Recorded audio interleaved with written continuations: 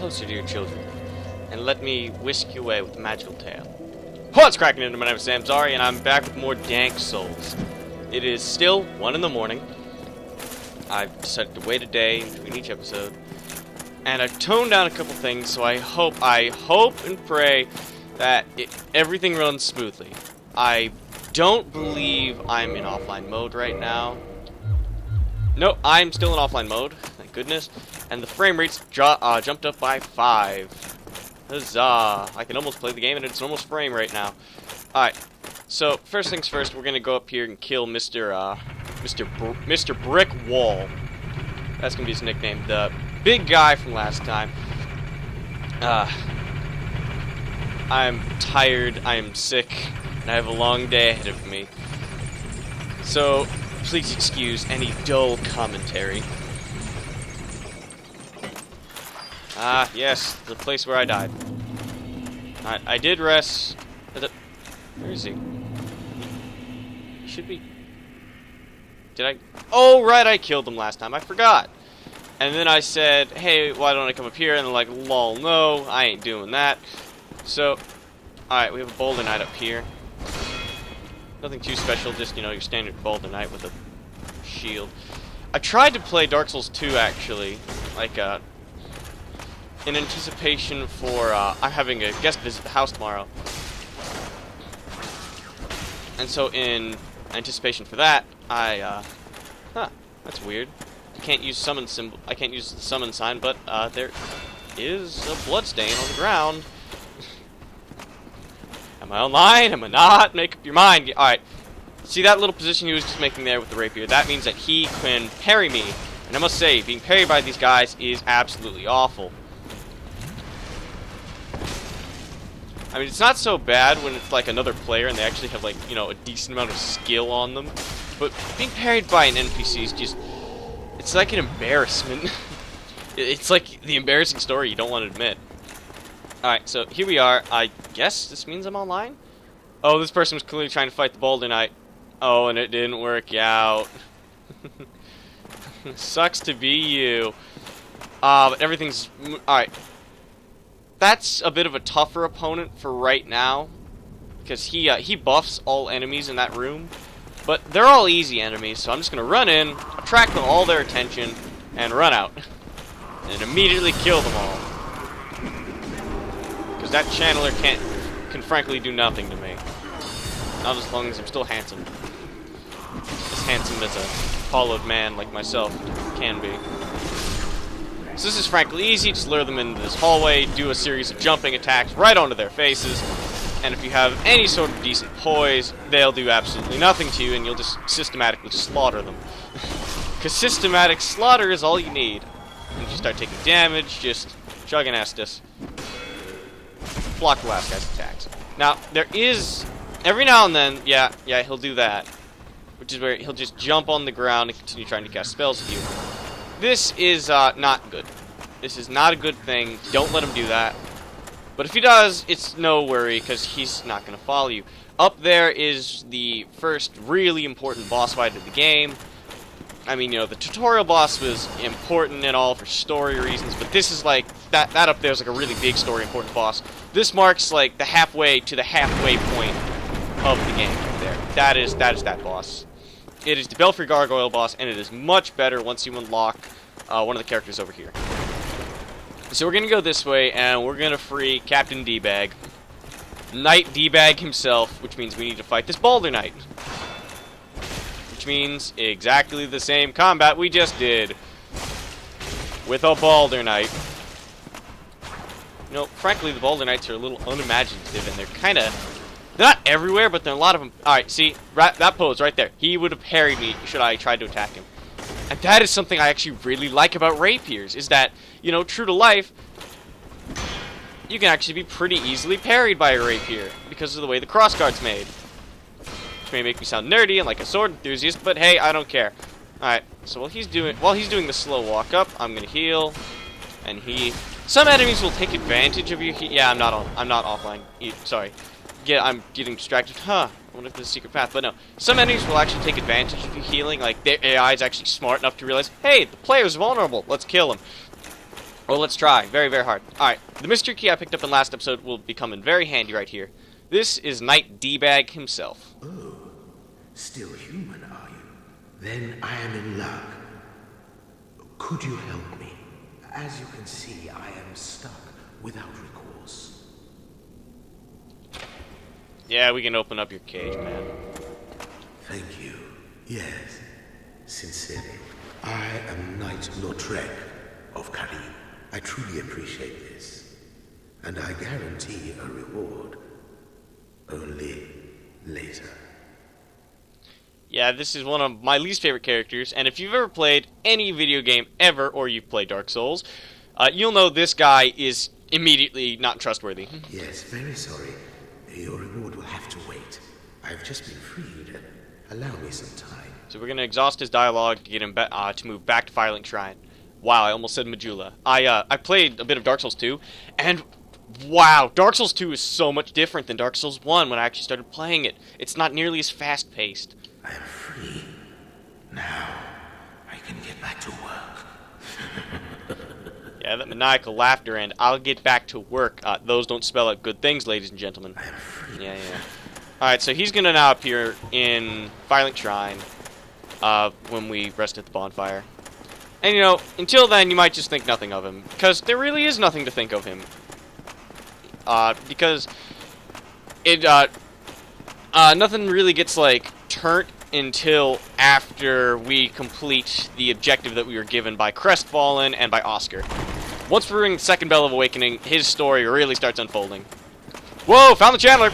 Well, I was wrong about him not following me.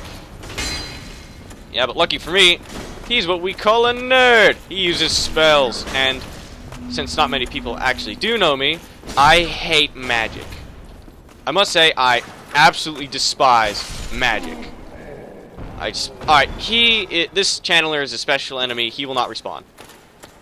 He, however, is a hilarious ragdoll. Yes. I believe we already have a Firekeeper soul.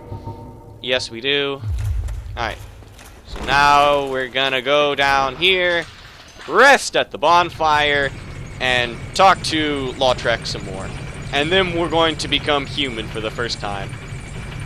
For the first time. Yeah, I noticed a bit of lag right there, like I was going through the bottom of the elevator. It's, you know, a bit of a problem, but hey, it's better. The frames are better than they used to be. I'm now like at a consistent 20 or so frames per second, which I'm cool with. The game's not this game's not breaking anymore. I'm cool with it. Alright, we're gonna talk to Petrus a little bit more, because we want his friends to show up now. Oh, I will teach. Alright, talk. My companions are Milady and her young knights. She is young, but burdened by an undead mission. We are her defenses, to keep her from harm. Alright. An undead mission? Regrettably, I cannot share that with you. But you are my pupil. Perhaps if you show your faith. Cough, cough, pay me. Very well. Fine. I can surely tell you, of all people, undead clerics are given a mission to seek kindling. Ooh. Kindling is the art of feeding bonfires with humanity. Through kindling, we shall one day be granted magnificent powers. Tell you what, through kindling, we're just going to be offered 20 Estus. Alright, now, the soul fee I had to really pay there, it actually scales based on what your level is, so do it as low of a level as you can. I just did it now because I forgot. Very well. I can... Yeah. So, eventually we're going to be able to kindle bonfires. In fact, we can kindle bonfires, like right now. It's just we can't kindle them any further till we enter the catacombs. And I don't want to go in the catacombs. The catacombs are awful. Alright, so we've rested at the bonfire, which reloads the area, essentially. And, we have Knight D-Bag over here, all shiny. And, first time I actually played through this game, I've played through this game like 2 or 3 times. First time I played through, I actually killed him. It was difficult, but I killed him right here, and I got the reward, and it made the game so much easier. We're not going to do that, because we want to look at a story. Ah, hello there. I have your reward. Please, accept it. Yeah, it's a sunlight metal. I am grateful to you for freeing me. I don't like that sound. Not enough for you? Well, let's not be greedy now. Alright. He's got at least a few good ideas, like don't be greedy, man. Gosh. Anything else to say? By the Lords, your face. What's wrong with it?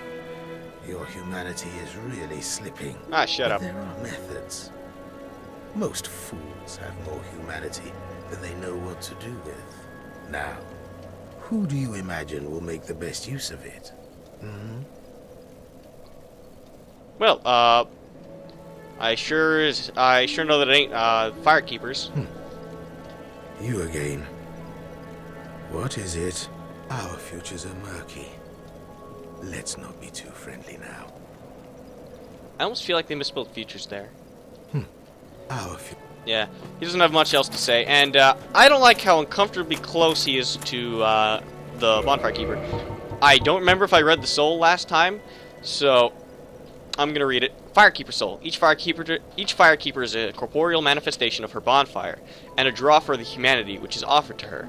Her soul is gnawed by infinite humanity and can boost the power of precious Estus flasks. It can be used to gain humanity and restore HP at the cost of losing the firekeeper soul to reinforce the Estus flasks. Yes, no response, she cannot speak. Boop. Alright, we now have 10 Estus flasks plus 1, which means they now restore more health. I could have used that to get a bunch of humanity, but I'm not gonna. So, firekeepers are just filled with humanity. Hang on. Controller. Firekeepers are filled with humanity. They feel humanity like every second of their lives. And it must, just thinking like, it's gotta be living hell for them. I mean, imagine having tiny, tiny little bugs, or in their case, these little humanity sprites, which are about the size of your hand. Imagine those like crawling around inside you. You can hear them. You can feel them just below a layer of skin. It would drive most anyone mad. In fact, we'll meet a Bonfire Keeper later who isn't mad, but she does have a very special problem with her humanities. But that won't be till much, much later. We're gonna go meet two cool characters right now. Two really cool characters that really are only viable to meet on a regular basis after you've unlocked this shortcut. Because before this, it's a mess trying to get to them. Like, you'd have to go through the Undead Burg, and then the entire Undead Parish, each and every time you wanted to see them. Oh, and it'd just be an awful mess. It'd be like taking a can of whipped cream and putting explosives in it. Just an awful, awful sticky mess. Where you'd have very little Estus by the end.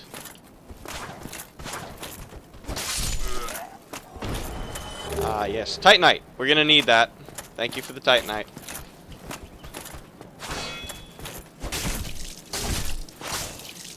Ooh, feel a little bit chunky like soup. Oh, god damn it. Other people. Yeah, that guy's ghost over there, if you saw it. That whenever he appeared, that just made a drop in my frames. I don't really mind the, sudden drop, because I actually know what I'm doing. And, in case you didn't know, I've been playing with this computer, which I've been harping on for so long, for most of my life. Yeah, thank you for that. I'm going to pause the recording until I can fix this issue. And we're back now.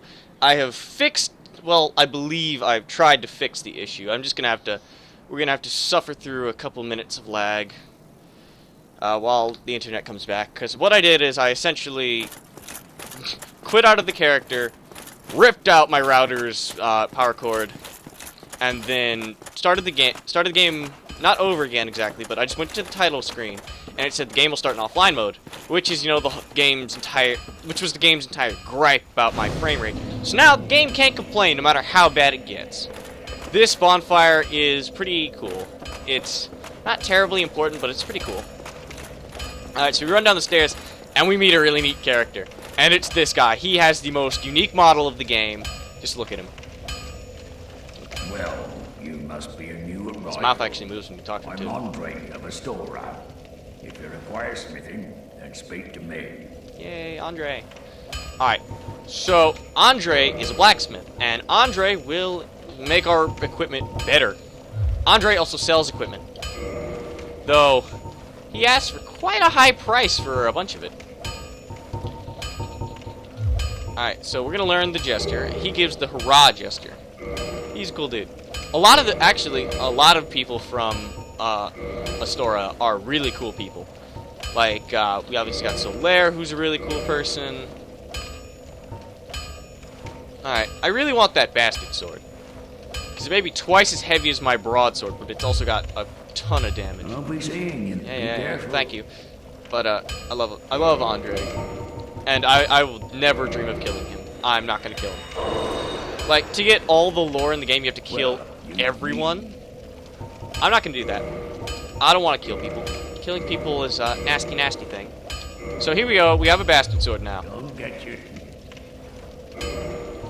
Yeah. Ah, yes. Alright, so the bastard sword requires 16 strength, and we currently have 14, so we're gonna need to level up twice more should we want to use the sword properly. Need it. So we are now going to reinforce said sword and make it better. And we're also going to reinforce the broadsword because we can't quite use the bastard sword yet. We're going to very quickly be moving on to the bastard sword, and then later we're going to be moving on to a sword that I complete almost every single Dark Souls game with. Like, seriously, if I could get Dark Souls 3 up and running on my Vista, I would beat the game with the same weapon as I did Tarkus and Dark Souls 2's, all of those characters, because there are so many of them. I have beaten Dark Souls 2 more times than I can count, and that's just because I can't count very high. I was never taught as a kid. Alright, so we're going to go all the way back to the Firelink Shrine bonfire, just because I don't want to have to deal with these 3 guys again. Yeah, notice, there are some Boulder Knights over there. You don't actually have to deal with them. They're more of a hassle than anything. Alright, so going down. You know, I noticed something. When I'm not recording, the game runs at like 30, and when I am recording, it just runs at like 20. But if I'm looking at the still image, like the opening screen, it just casually sits around 60. And it's like, come on, game, why can't you run 60 all the time? Yes, do-do-do-do. Do-do-do-do-do-do. We're gonna rest at the bonfire again. Yeah. Now that I talked to Petrus, I believe after I ring the second bell of awakening, whichever one I ring second, I believe his hardy crew is gonna show up. Alright, so we're gonna take a humanity. And now we have 1 humanity, and we're going to reverse my hollowing. We're gonna make me less ugly. There we are. I now see why I should wear a helmet at all times. Let's see if I have a light helmet to wear. No, just my night stuff. So we're unfortunately gonna have to look at this bald head. Not that being bald's bad, but I just don't really like it. The gleam is too strong with this one.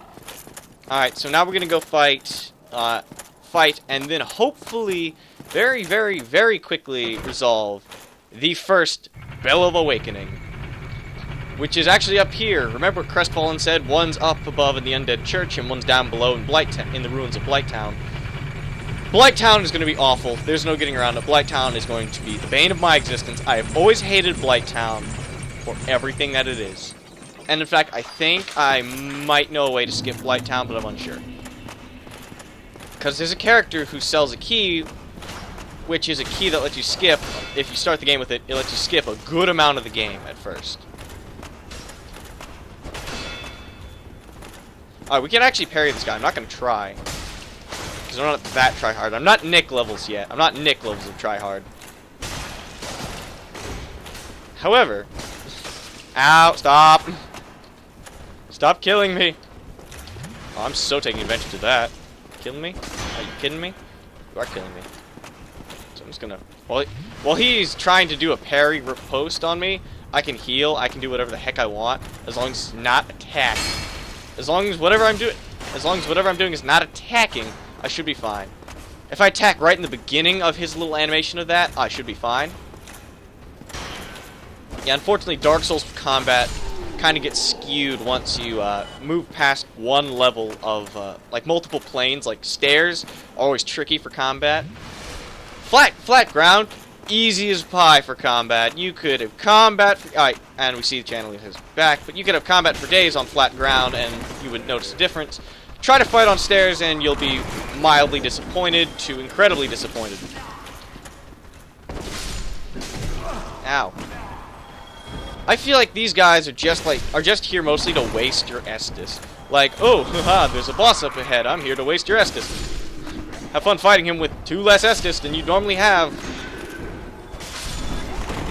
So, I mean, there's no real point to just having this many hollows all in one place. Other than to just bother the player if they don't have poise. Because if you have 0 poise, these guys are actually like a threat. Like, if you do not have poise, these guys are like a legitimate problem. I remember when I first started playing as Tarkus, I had no poise, because I started off as a warrior, and warriors don't start off with poise. In fact, I ended the game with no poise, because I didn't need poise. I gained humanity there. That's a soft humanity. If you, if the boss of an area is not dead, and you kill enough of the enemies there, you'll get a humanity from it. You know, because the game's encouraging you to, hey, become human. Summon people for the boss. Have fun.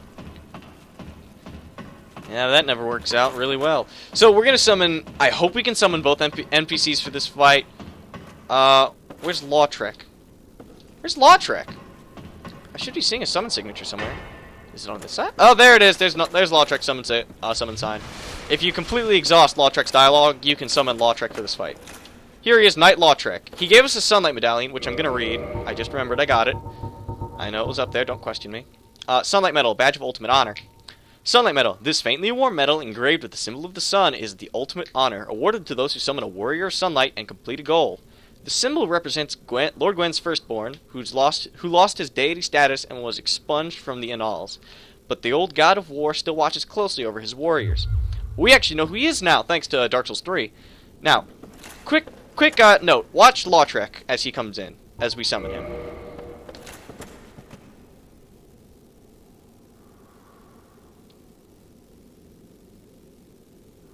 Come on. I'm waiting. Alright, there we go. Yeah, he does the standard hunchbacked stand up. Nothing too special. Now, he may have given us a sunlight medallion, but he sure as heck ain't no sun, bro. He ain't no warrior of sunlight. Because watch Solaire when I summon Solaire. Yeah, you can summon Solaire for this fight. That's cool. Watch Solaire. Solaire, I love Solaire's intro. Lautrec, stay out of the way. Alright, here we go. And anytime now. There we go. Yeah, look, Solaire straight praises the sun when he comes in, and Lautrec didn't. And look at the color difference. Solaire's clearly like glowing gold, and Lautrec's not. Alright, we're gonna fight the gank boss, which isn't actually that hard on New Game Plus. They actually have a version of this boss in Dark Souls 2, which is why I was so familiar with it the first time I actually played. You gonna follow me? Alright. So, this is mostly a gank boss fight. If you don't know what gank is, it's multiple people on one person. Ganks are very popular in Dark Souls, because it's super easy to gank someone. Alright, it starts off with 1 gargoyle, and it will quickly turn into 2. In Dark Souls 2, it goes from 1 to 2 to 3 to 4 to 5 to 6. You have to kill 6 gargoyles. And if you're not smart about it, you have to kill 6 at once. Here, you just have to fight 1, and then when you get them to about half health, you fight another one which is at half health. So you basically are fighting 1 boss with 2 bodies. Alright. This is one reason why I like my shield. It does 100% damage reduction, so this boss should be easy peasy. Alright, if we can, I'm going to try to cut off his tail, because we can get a unique weapon from that. Oh, dang it. His tail's a weapon. Look at it. Look at his tail. His tail is literally a battle axe. Alright, so Solaire's not that good at taking damage, but Lautrec can tank, man. Lautrec can tank the damage in this fight. He can tank it really well. And in fact, if it's... Alright, so the second gargoyle has been summoned. The second gargoyle mostly just breathes fire. Yeah, I got the gargoyle tail axe, which we can get later, too. Yeah, this boss fight is a joke if you have 2 phantoms with you. Solaire is mostly good at distracting, whilst Lautrec is good at dealing. So, hey, don't get me wrong, Solaire can deal too. Solaire is like a card meister in Vegas. He can deal. And, yeah, And look, boss fight's a joke. I get the Gargoyle Helm, Lautrec Solaire, Woot Woot, Twin Humanities, and a Sunlight Medal. I got a humanity for each boss. So, we're just gonna, if I can open it. There we go. I had to open it up a little bit more. We're just gonna... I mean, come on. That was a weak sauce boss fight. I remember the first time I played through. I had no Phantom with me. I used no one. It was just me. And it was not hard. It wasn't difficult. I just had to be very careful about how I did it. Because in Dark Souls 2, they're all about that hard, but there's multiple of them at a time. Like, you can have up to 3 gargoyles awaken at a time. And so, yeah, you don't wanna be fighting like 3 or 4 gargoyles at a time. Because after they drop to half health, they all start breathing fire. But you know, obviously with Solaire and Lautrec there, it's not a problem. This is one of the easier boss fights of the game. And we can actually get a sneak preview of Sen's Fortress, which Sen's Fortress. Remember how I said there were 2 characters over there? Well, one's sitting in front of Sen's Fortress, and we're going to talk to him in a minute. First, we got to ring this bell. Now, you have to wonder, how's that not deafening our hero's ears? Like, the game representation of me is, you know, he's a tough dude to kill. We've clearly seen that, but, gosh, that would hurt. Alright, now, if you were like me the first time I played through with Tarkus, Tarkus is the character I first played through with, you'd think that, hey, I can just homeward bone it back to Firelink Shrine. It'll all be cool. Don't. You'll miss an important character. And by important character, I mean, a rather sinister character, actually. Here he is. He wasn't here before. Greetings. I am Oswald of Karim, the Pod. Thou art a friend. For thee, a warm welcome. Cometh thou to confess, or to accuse? For indeed all sin is my domain. This is Oswald the Pardoner. As far as I know, there's a partner in each and every Dark Souls game. Hey, he gives us this. I mean, that's one of my favorite gestures. It's my second favorite. So, here we can abandon covenants with him, and we can request absolution. And I have not sinned, which means I have not killed an NPC yet.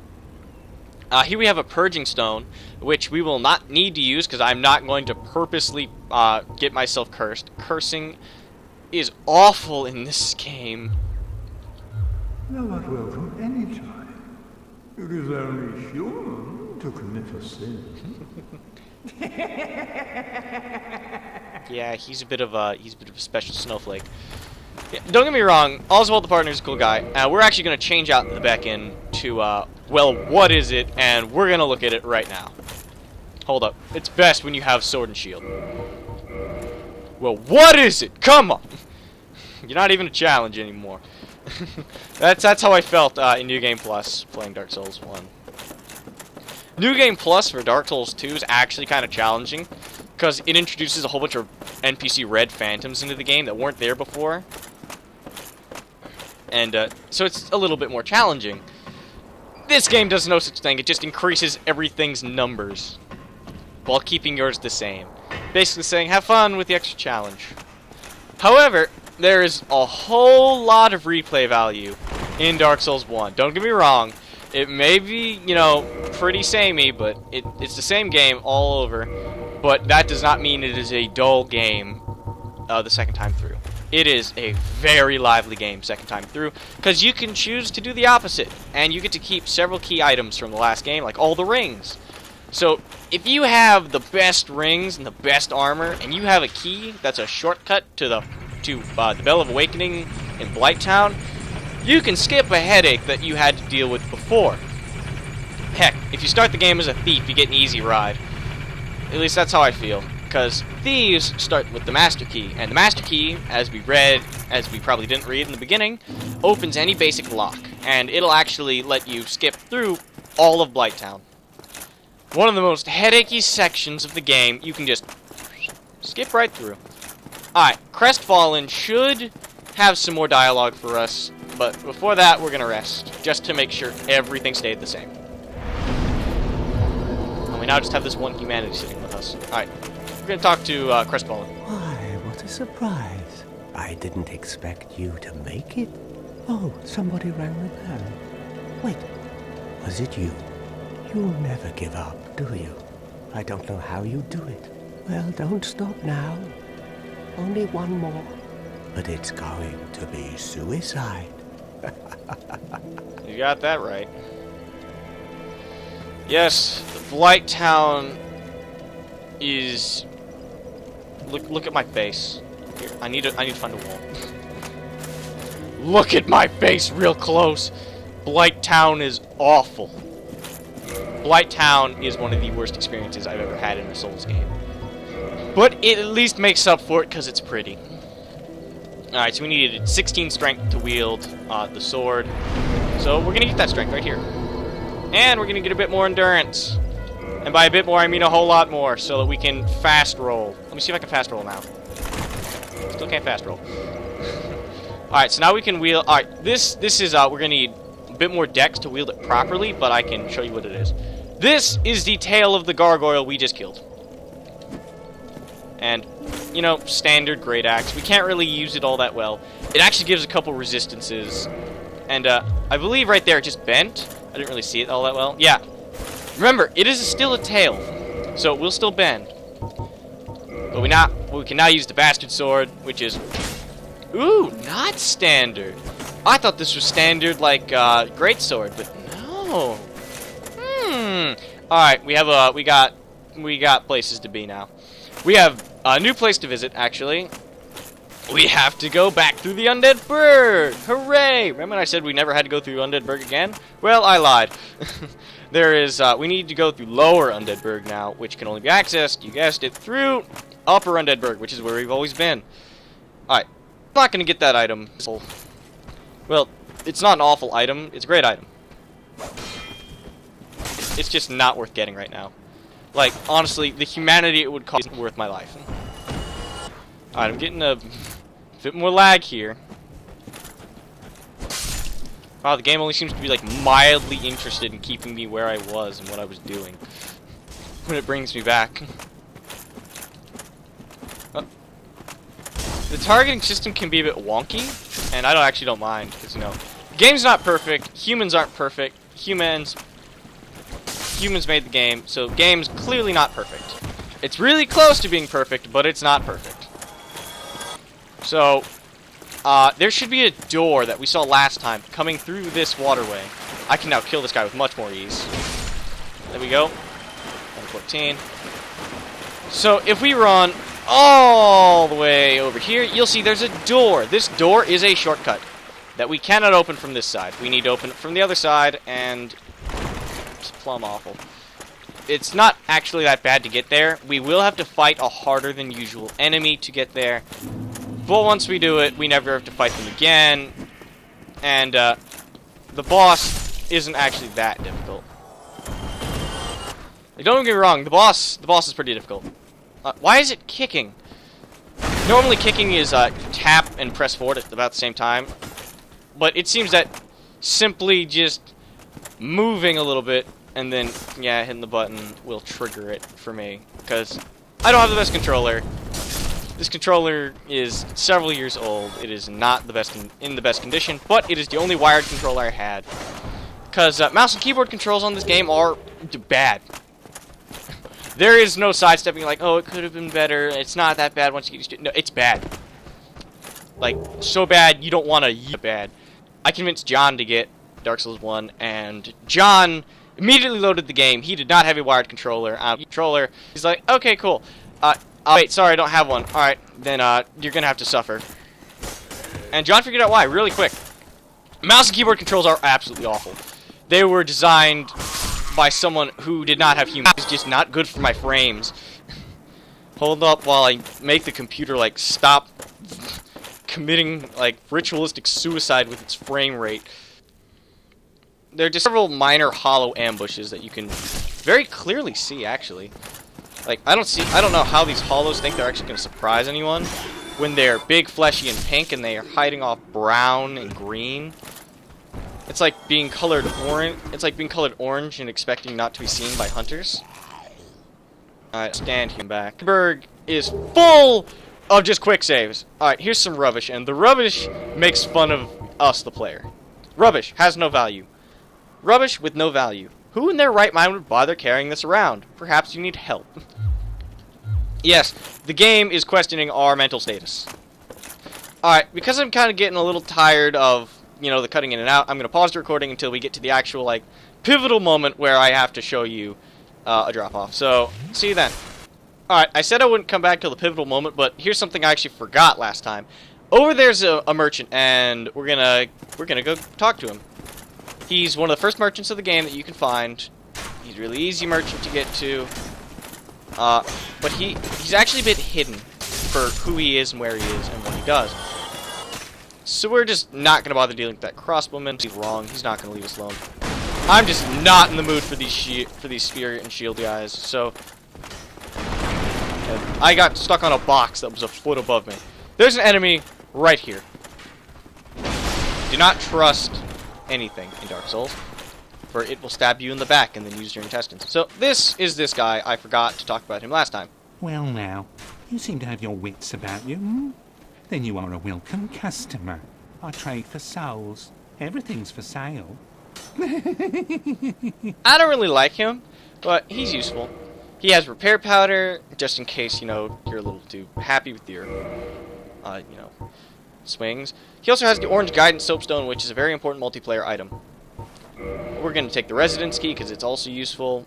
If I had the souls, I'd take the repair box, because it's incredibly useful.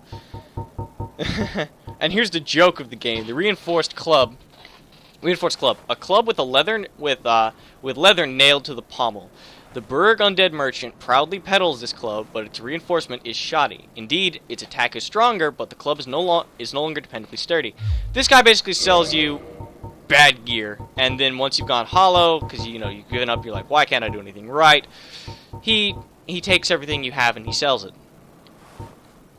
This guy's awful. He also sells chain stuff, this is the only place to get it. So I'm actually gonna buy some of his chain. I'm gonna buy this, and I'm gonna buy this. Thank you. Thank you kindly. If you don't buy anything, he gets mad. Alright, so cutting back to the place I need to be. Alright, well, I'm surrounded by explosions. Right up in here is one of the first pivotal moments where the residence key will actually come in handy. So you run in here, there's a hollow, he's easy. Don't worry. Alright, up in here, in this treasure chest, there's a rather useful item for later. It's called a black firebomb. It's a black bisque urn filled with black powder, explodes and inflicts fire damage, a powerful range special. Yeah. It's everything except black firebombs are especially destructive. They're like supercharged regular firebombs. Now, the use of the residence key comes in handy right hollow, and he's not useful. He must die. I've switched back to the broadsword because of an enemy we're gonna have to come in contact with soon. Jesus. Alright, so this isn't actually the place. I was wrong, but just in case you wanted to know where the black firebombs were, they're right across here on this explosion. It's right up here with this door. Wow, the Undead Berg is just not a good place for frames, is it? Mass death of all frames. Alright, so it's actually useful right here. Look at Master Key if you have it. It doesn't actually matter. And you run in here and you get one of the really important big items of the game. It's a treasure chest right here with gold pines. Alright, so for the lower Undead Berg, and there's a big bad enemy, so I'm just going to kill off all these guys without lag. I'll see you back in a minute. Alright, because this is a bit of a higher level enemy, I'm going to have to do it without lag, or else I'm just going to keep dying here. But over there, that is a Black Knight. It is a straight sword wielding Black Knight. He is a big, tough enemy, and I cannot fight him at 7 frames per second, because this place is awful with frames. So I'm going to have to catch you back later, and I'm going to explain how you beat him in a minute. See you there. Sorry to disappoint. Alright, after you kill him, you get a Titanite chunk. And I'm going to explain how to kill him right now. I just killed him. His body disappeared into vapor. Black Knights are bad news. Just remember that. And here we have the blue Tearstone ring, which is the first ring I'm going to equip. Because it's useful. I mean, it's better than nothing. So, boost defense when HP is low. Blue Tearstone ring. This rare gem called Tearstone has the uncanny ability to sense imminent death.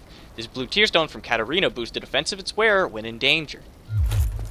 Katarina is a really cool place, and we're going to learn about it later. So, basically what you got to do is, he's going to be right here, and you got to learn the timing. Through hours and hours of practice, learned the timing of those particular Black Knights, and I learned how to parry them perfectly. So if you can parry them, or get backstabs on them, the encounter will not last nearly as long, and this is certain death right here, so we're not going to bother with this. And to be perfectly honest, I don't actually think I remember how to get to the lower ended berg, and I'm not going to look it up, so we're just going to have to wander for a little bit. That or it's just over here, and I've been wrong. Nope. But we can see in lower ended berg, so we know it's nearby. Alright, so it looks like it's over there, and I know where up there, over there goes. I think I know what to do. Bear with me. I can't bear with myself. You see that thing? I just, like, leaped into the air. Talk about collision. Alright, so, in here, I know there's a door. I don't actually know if I can open this door. Yeah, it's locked. I don't have the key. I think I need the master key. Or the lower undead bird key. I don't know. Alright. So we're just going to keep walking. I think I remember... No, I don't. I'm just going to wander around until I find it. And I want to do that with minimal lag. Alright, quick word of wisdom. I think it's this way. I don't know for a fact. But if you run, the Drake will still be there. The Drake comes back, even if you've already, like, made him leave. So, with that helpful tip, we're going to continue. Alright, yet again, interrupting it. I still don't know how to get there. I don't think I will figure it out for a good half hour. But right here you can get the Claymore, and this recording is also running quite long. But this weapon, let me tell you, is the weapon I beat the game with. I love the Claymore. And it's just right here past the Hellkite Drake Bridge. So, yeah, I'm going to actually end this one here. We'll see you all next time. Like, comment, share, subscribe. Yeah, do whatever you want.